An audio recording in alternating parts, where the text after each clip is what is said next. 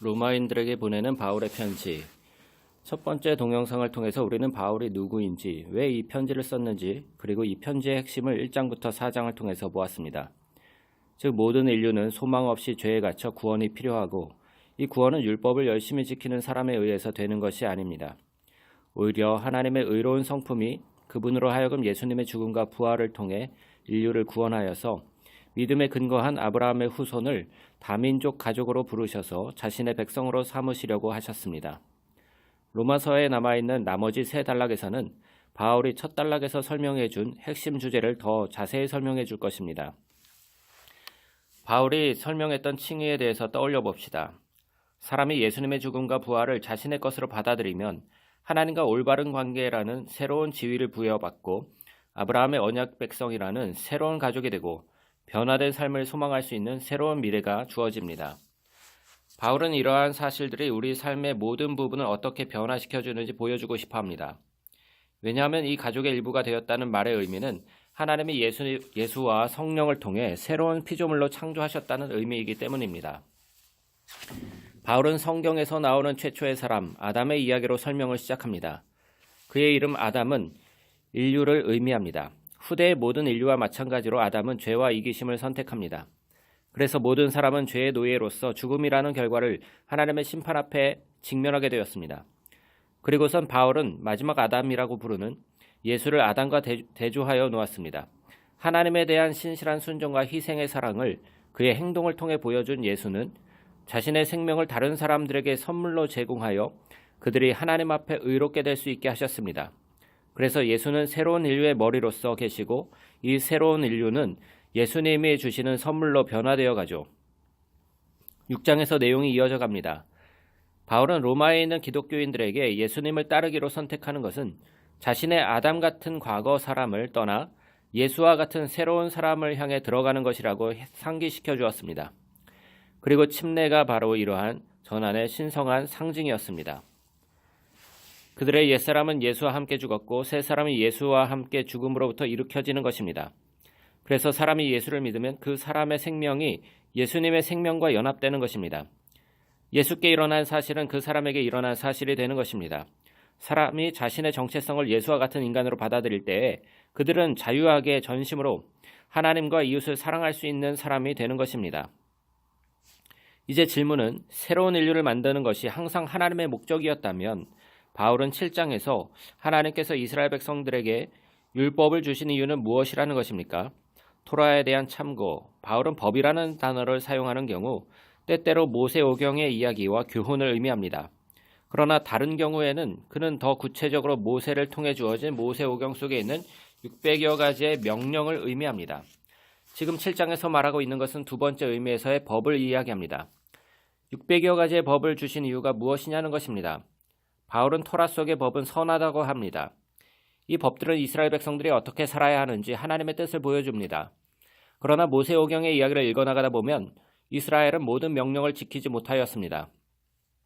이스라엘이 더 많은 율법을 받을수록 그들은 아담의 죄를 반복하고 반항했습니다. 하나님이 복종할 상세한 도덕 규칙들을 주신 것이 그들의 죄된 마음을 고쳐주지는 못했습니다. 모순적으로 이스라엘에게 주어진 선한 법들이 그들을 더욱 유죄로 만들었습니다. 하지만 바울은 말하기를 이 모순이 문제를 푸는 핵심이라고 이야기합니다. 하나님의 목표는 악이 사람의 마음에 자리 잡고 있고 율법인 토라는 그것에 대해 아무것도 할 수 없는 것을 분명히 하려는 것이었습니다. 그러나 바울은 8장에서 예수님과 성령 안에 해결책이 있다고 말합니다. 그 해결책은 이렇게 됩니다. 토라는 돋보기처럼 작용합니다. 사람의 상태에 대한 문제를 한 민족을 통해서 보여주죠. 바로 이스라엘 백성입니다. 그렇지만 이스라엘을 대표하는 예수 그리스도께서 그의 죽음과 부활을 통해 모든 죄의 문제를 지불하셨습니다.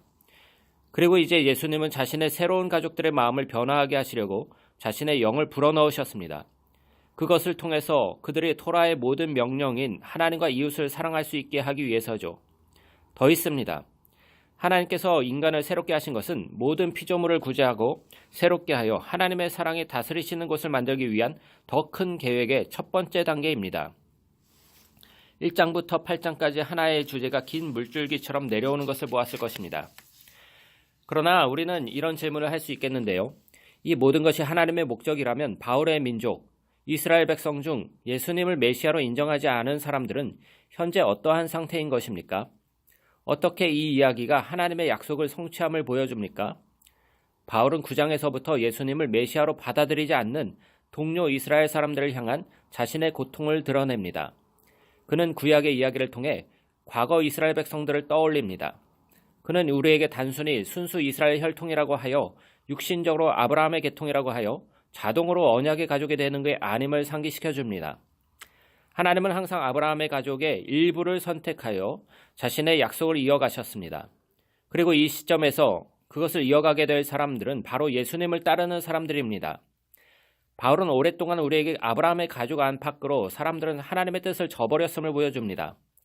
이스라엘 백성이 금송아지를 만든 것과 그리고 파라오의 반란을 상기시켜주면서 하나님께서는 사람의 불순종과 반항에도 불구하고 그것을 사용하셔서 그의 구원의 계획을 완성시키셨습니다. 10장에서 바울은 다시 현재 이스라엘로 초점을 맞춥니다. 많은 이스라엘 사람들이 예수님을 거부하는 이유는 그들이 자신들의 행위에 기초해서 하나님과의 관계에 들어가는 약속을 이룰 수 있다고 생각했기 때문입니다. 그래서 그들은 하나님이 예수님을 통해서 믿음을 통한 새로운 언약의 가족을 창조하시는지 불쌍하게도 알아보지 못했습니다. 11장에서 이러한 이스라엘 백성의 미래는 어떻게 되는지 묻고 있습니다. 하나님이 그들을 완전히 버리셨나요? 아니라고 바울은 말합니다. 예수님을 메시아로 인정한 유대인들도 바울 자신을 포함해서 굉장히 많다고 주장합니다. 하지만 그렇지 않은 이들도 많이 있습니다. 그러나 하나님은 그들의 거절을 사용하셔서 자신의 목적을 이루실 수 있으십니다.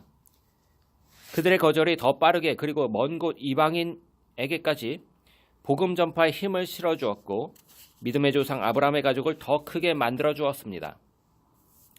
바울은 하나님의 언약의 가족을 큰 올리브 나무로 비유했습니다. 그리고 예수님을 거절한 사람들을 나무에서 잘려나갔다고 이야기합니다. 그리고 이방 민족은 이 큰 나무라는 가족에 접붙여진 가지라고 이야기합니다.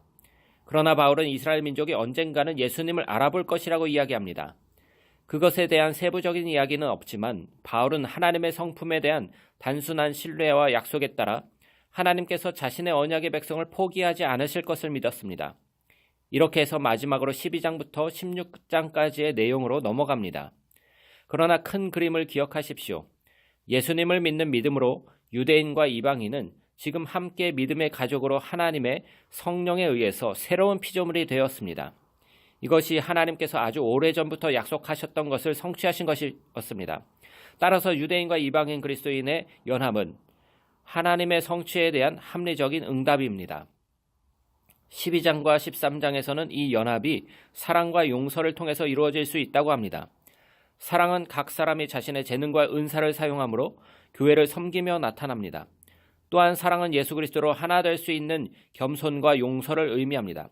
서로 다른 인종과 문화가 섞인 사람들 사이에서 갈등은 불가피합니다. 그러한 갈등은 용서와 화해에 대한 열심이 없이는 극복할 수 없습니다. 이렇게 그들은 그리스도인의 제일 미덕인 사랑을 보입니다. 하나님과 사람을 사랑함으로 율법을 완성하는 것입니다. 14장과 15장에서는 로마 교회의 민족적 분열을 조장하는 실질적인 문제들에 특별히 초점을 맞추고 있습니다. 그 문제들은 유대인의 음식에 관한 법과 안식일에 관한 것이었습니다. 바울은 말하기를 이러한 관례들은 누가 예수님의 가족인지 아닌지를 정의하지 않는다고 했습니다.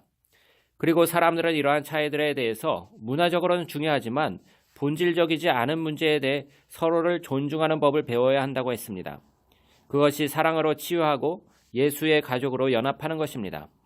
바울은 자신의 편지의 마지막 장을 베베 자매를 소개하며 시작합니다. 베베는 겐그레아 교회의 일꾼이었습니다. 그녀는 편지를 전달해주는 영광을 얻었고 어쩌면 편지를 처음으로 로마 교회에 크게 읽어주었을 수도 있습니다. 바울은 다음 마지막으로 오랫동안 보지 못한 많은 사람들에게 안부를 전합니다. 그리고 끝입니다.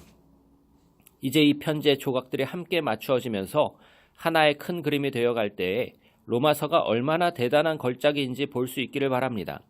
이것이 로마에 있는 교회에 보내지는 편지 로마서입니다.